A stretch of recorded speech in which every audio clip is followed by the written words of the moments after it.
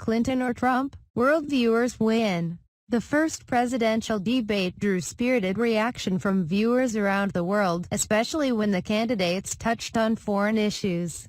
Hillary Clinton rebuked Donald Trump for his praise for Russian President Vladimir Putin and failure to admit he supported the Iraq War. It took barely 10 seconds for Trump to mention Mexico and China. Each doubted the other's ability to thwart the Islamic State. "I found Hillary was presidential," said Paloma Diaz, a teacher in Mexico City with dual U.S.-Mexico citizenship who originally backed Bernie Sanders. "I don't think it's the lesser of two evils. It's a question of what Trump represents." Diaz said if Trump does win the November election, Mexico would feel sorry for anyone in the U.S. and welcome them with open arms. It's no surprise people in Mexico tuned in for the debate.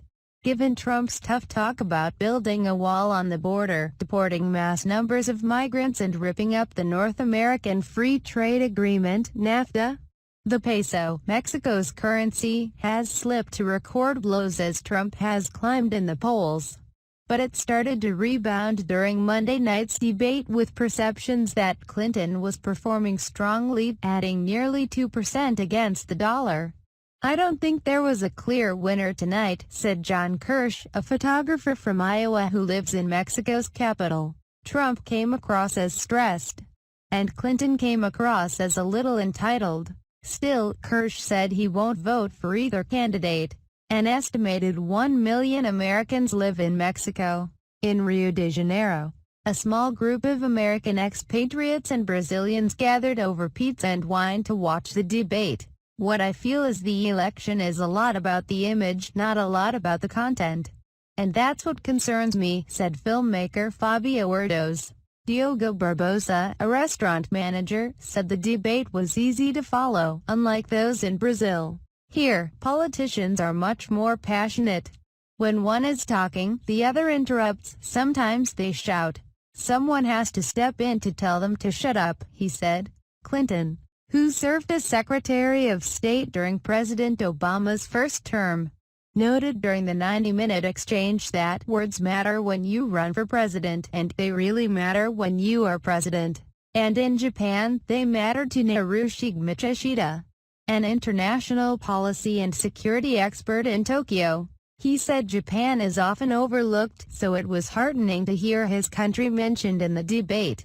Although he disagreed with Trump's assertion that Japan is not paying its fair share on defense.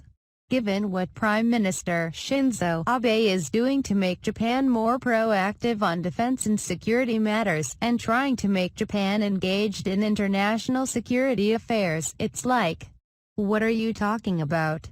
Michishita said. Wui Liang Lim, a marketing professional in Singapore, said Trump was obviously unprepared and winging his way throughout. A lot of his answers also didn't make sense. Tezos Chromidas, a computer engineer in Athens, said Trump tried to present Clinton as the establishment, and that was not surprising. "People around the world are not happy with their lives and want to make someone pay for it," Chromidas said. "It's not a coincidence that all of the political populists Trump in the U.S., Nigel Farage in the United Kingdom, Marine Le Pen in France, Panos Caminos in Greece blame the establishment.